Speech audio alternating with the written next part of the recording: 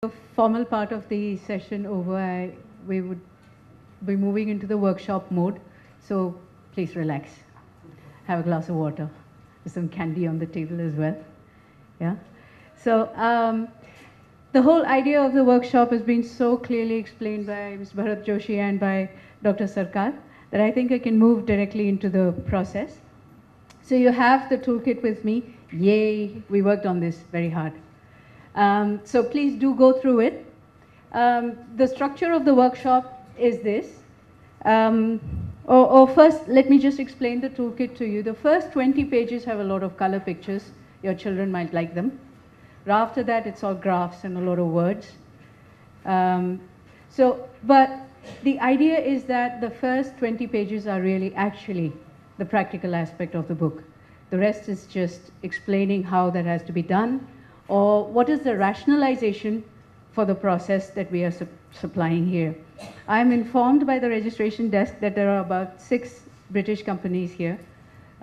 We have found it very difficult to reach out to the British companies. One of the reasons being that many of them are not bringing intellectual property into India. They would rather just work on manufacturing at the moment.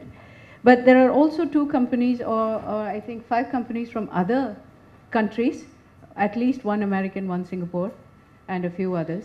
The others here, if you may show a show of hands so that we can have a better understanding. So several people are from educational and research institutions. So if you just raise your hand, I'd be able to, yeah? All right, thank you. And several from, several lawyers. I know Sam Kumar warned me against filling the room with lawyers, but I couldn't help that. Yeah. So there are a few lawyers, but they're all IP lawyers, most of them. And there are a few, more than a few SMEs from the Indian sector. We also have with us Mr. Dayalan from the MSME Development Institute. I'm really happy for him to be here because he may carry news of this to the other MSMEs. So with that, I would like you to just move on to the session.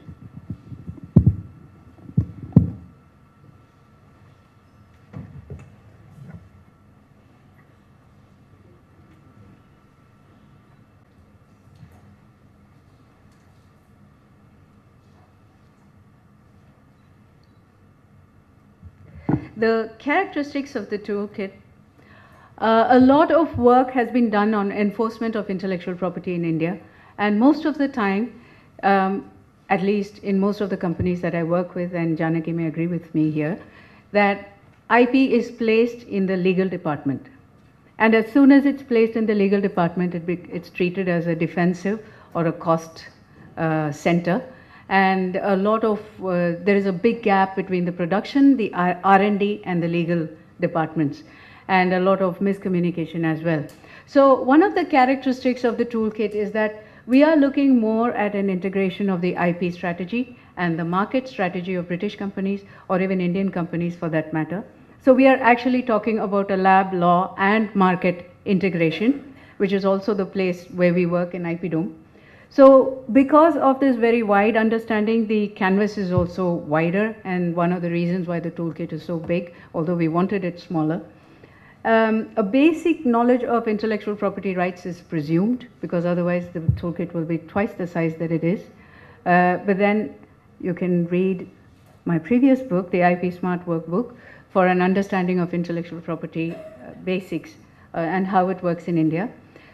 We have also tried to highlight those areas where Indian professionals might be more useful than working with your local lawyer, your British lawyer, or your British consulting team, because we do have an understanding of how the culture works and how the market works in India.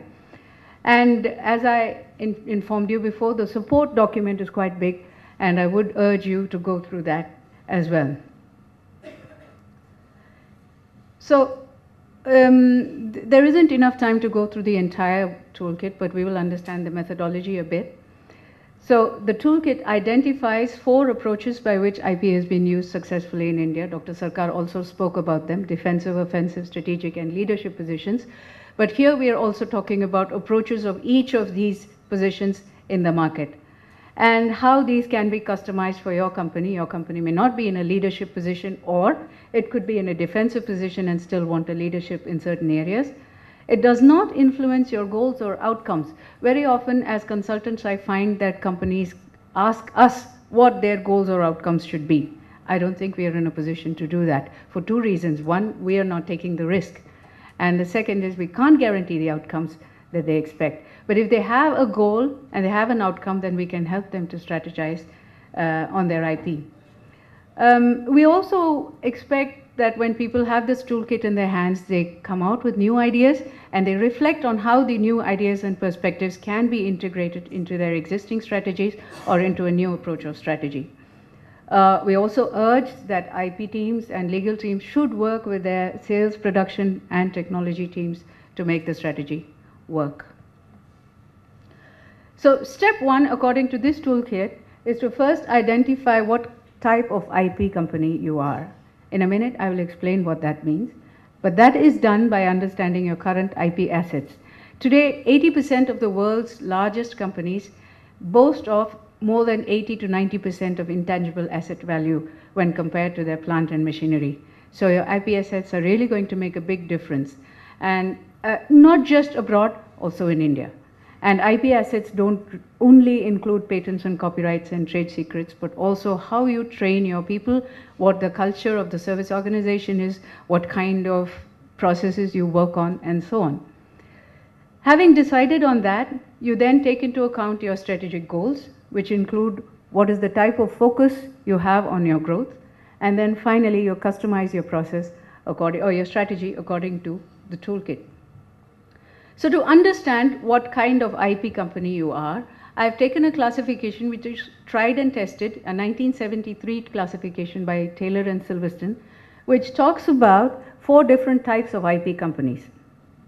So a type 1 company, and I would explain, the explanation for that is given in the resource toolkit in page 39, where there's a big, quite extensive tabular column which tells you exactly how to look at yourself as a type 1, type 2, type 3, or type 4 company. But if you're a type 1 company, then it's assumed that you will have a few technologies that are market facing that could be really valuable for your company, but you may not have the additional resources to protect or enforce your IP, or even collaborate in certain circumstances. A type 2 company would normally have a small IP team, maybe 1 or 2 lawyers or 1 or 2 consultants, and definitely the R&D or production may be headed by a person who has had experience of IP. A type 3 company is a company whose major assets are its patents. Lesser so copyrights and trademarks, but definitely a very, very wide portfolio of patents, and very highly technology oriented company with a strong vendor base and a very strong know-how. So they will be working at getting their products from their own supply chain. A good example is Hyundai. So when Hyundai moved into Sriperumbudur, they brought 17 vendors with them, which has now grown into 1,700 vendors. And these same vendors supply their Korean factory, their Czech factory, and their Canadian facility, which was working until the early 90s. So these are type 3 companies, are those that have a very strong understanding of how important their IP is for them. A type 4 company is a super IP firm. Its assets are its people. It has a great focus on branding, on intellectual property. An excellent company here is Hindustan Unilever. And interestingly, 90% of Indians think Hindustan Unilever is an Indian company. Yeah, and that's a great achievement. I think Bata, Colgate, and Unilever are, we don't think of them as foreign companies anymore, even though they take away 15% of every product as royalty value back to their country. So going from there, what do you do once you've identified yourself as an IP company? A very, very minimalistic initial approach to IP strategy would be that if you're a type 1 company with a very small resource for enforcing your product or taking it to market, then the best option for you would be a technology transfer strategy. And you could do this repeatedly. It does not mean that a type 1 company has to become a type 4 company. You can be a type 1 company and keep doing repeatedly great technology transfers. I have an example at the end of it which might explain this a little better. A type 2 company with enough resources to invest in a joint venture collaboration, was able to work with lawyers, who were able to have a litigation support, was able to work with vendors, contracts, and so on, could be, the strategy could be to have joint or co-development of both the product and the intellectual property. A type 3 company like Foxconn or Hyundai, normally these companies tend to embed their product, their IP into their product. If you go through the resource, the graphs that we have provided, we find that Hyundai has about 8,800 patents in in some of the small components. Not a single patent has been filed in India. Not a single patent has been filed in India. Foxconn, not a single patent filed in India. Xiaomi filed 8 patents in India, and this year they haven't filed any. So their understanding is that we have no competitors. There's nothing to protect in India. The entire system is well hermetically sealed within Hyundai. The factory is Hyundai, the people are Hyundai, the technology is Hyundai. There is no reason to file patents, which is a good IP strategy. If you can control the entire chain, from the source material to the consumer. The third type of IP, or the fourth type of, if you're a super IP firm, like Hindustan Unilever or P&G, then you can think of sharing your knowledge, sharing your technology, filing patents extensively. About 11,000 patents per annum is what Hindustan Unilever files here, because their product portfolio is so wide. They are not afraid of putting their patents in the market because they're able to enforce their IP rights. So, and their teams are huge, 50, 60 lawyers per city or per distribution center. So if you have a type 4 company with enough resources and enough IP, then you go in for a type 4 strategy, which is heavy on enforcement, heavy on filing, and very, very collaborative. Vendors get to grow along with you. So when you're looking at entering into India, and you're looking at what your focus should be, then this is a good way to look at it. What is your work in UK or in whichever country you're working from, and what kind of strategy you intend to have in India.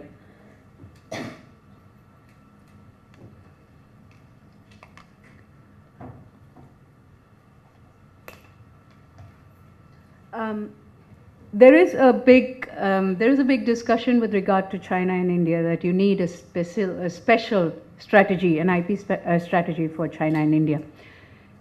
Well, at IP Dome we believe that your India strategy has to be aligned with your global strategy. It's not essential to have a completely unique strategy.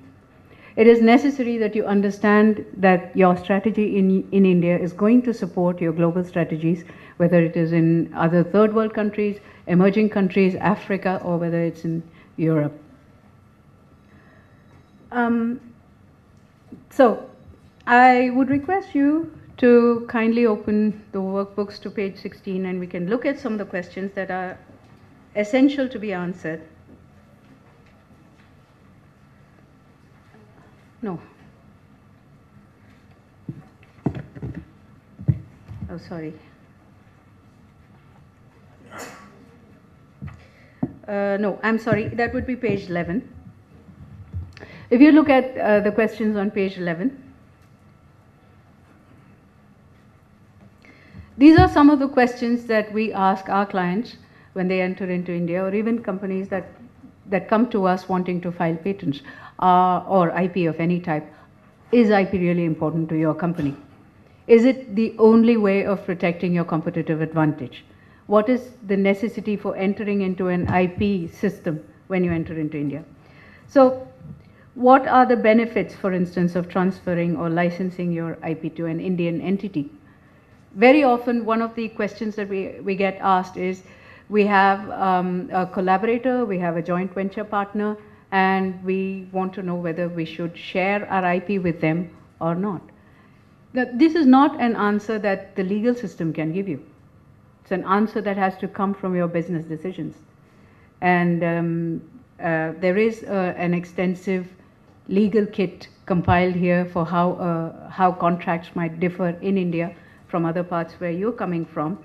But what would you want to come to India for? Or what would you have a joint venture partner in India for? Can I have an answer to that? Would you have an answers to why you would want to tie up with an Indian company?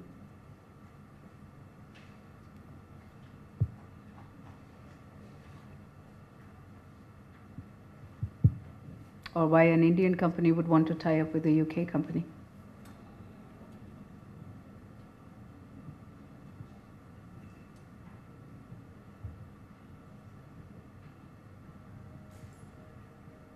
The Indian side is mainly because access for latest technology or Right.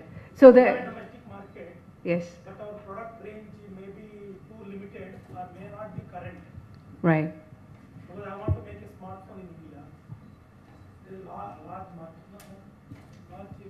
here, but I'm not able to make because I don't have the right kind of Technology. So one of the reasons why an Indian company would like to look outside is for technology. But from the research that we did, one of the reasons why a UK company might want to look at India is mostly for access to the market. Yeah, and we have an extensive and growing market. And the other reason might be to have products that are relevant to the Indian market. And they don't look at Indian companies as possible collaborators for transfer of technology. It's an interesting gap. So there is a technology gap. I found that from the interviews that we did, there is a technology appetite. Indians do want technology from the UK or from other countries that are willing to share that. But we found that the companies who are coming into India are not happy to share. And if that gap could be addressed, then we could look at some collaborative models. The other questions that we've been asking is, who are you really afraid of? Who is the British company really afraid of? Who is likely to be doing the stealing? Who is likely to be doing the infringement? And we have had all of these answers: vendors or component manufacturers. It could be the retailers, and it could be industry users or competitors. So this answer, the answer to this question could actually tell you whether there is a real need to fear the Indian market or not. A product like a mobile phone or a car cannot be easily manufactured by an Indian competitor. There are no Indian competitors. So when you look at it like that, then it's not necessary to file intellectual property in India at all. But there are certain products like soaps that Hindustan Unilever manufactures, boot polish, clothes, detergents, that can be copied by an Indian competitor, sold at a lower price, reach with a wider market access. In such areas, definitely intellectual property protection has to be put in place. So when a British company or a foreign company is looking at India, we need to understand what the lay of the land is, what the market of the land is.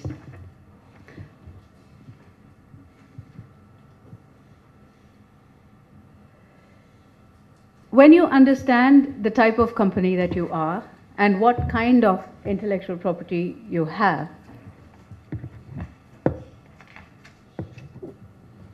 and what is the possible infringement that you might face in your technology, then it's important to know what to do with your IP. And that's the answers that you will get when you do the workbook modules that are given there. If you know that your IP is only copyrights or they're only brand names, then you might have to take a much harder route. But if you know that your product, your IP lies in your technology is difficult to replicate, it's difficult to share, it's difficult to teach, then you have a different way of looking at it. Similarly, what type of legal actions could you contemplate? So there are many ways of dealing with legal infringement in India. You can go to court, which is probably not a good idea if you're a small company with limited resources. But if you're a large company with quite a large IP litigation budget, then definitely going to court is a good option. You could at least bankrupt your competitor. Yeah? But in other ways, you need to know what IP you should focus on. And that's a very important aspect in IT, intellectual property in information technology. It becomes a very interesting question, what type of IP? Is it copyright, is it patents, or is it trade secrets, some kind of reusable assets which you keep secret? So if you're a type 1 company and you're looking at technology transfer or licensing, your budget need not be as big as an enforcement budget, but you still need a budget for lawyers. And lawyers do win, whether you lose or not. So it's important to understand what kind of legal processes you put in place and how you're going to enforce these legal processes. And when you're a small entity with a type 1 budget, then you need to look at core technologies. And these technologies which are market facing rather than customer facing, I mean another industry customer facing. This would help you to reach out to a brand and customer loyalty. If you're a type 2 company, you can focus on vendor management a little bit on employee management. If you're a startup, your employee population is likely to be small, 4 or 5 employees, maybe 10, 15. But when you're a type 2 company, you're likely to have a large team of employees and staff, and you have to make a budget for legal processes. In our interviews with both Indian companies and with British companies, we did come to know that employees are a risk.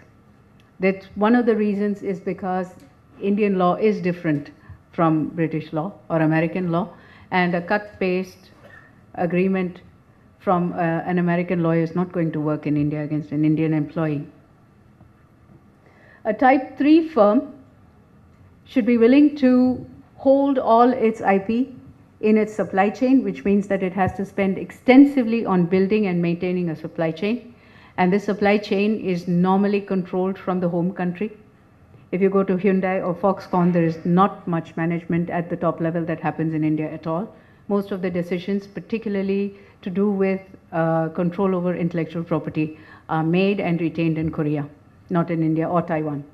So the focus is on both products and on brand. Today, most of the big Chinese firms who are getting their products manufactured through Foxconn are spending large amounts of money on branding, Oppo, Gioni, and we know nothing about their technology. We have no idea what the patents they have either in Taiwan or Korea, but they absolutely have no patents in India. So a type 3 firm is all about retaining control over the supply chain. A type 4 company is, of course, the Hindustan Unilever model. It helps to have your vendor in your bag. They take a lot of support. They provide a lot of support to the vendors. They partner them in their growth. They include them in process development and process management. And at the same time, they focus on all forms of IP, all 5-6 forms of IP, and they put equal resources and control over their enforcement. A good example from Britain of type 1, type 2, and type 3 strategy is of a company called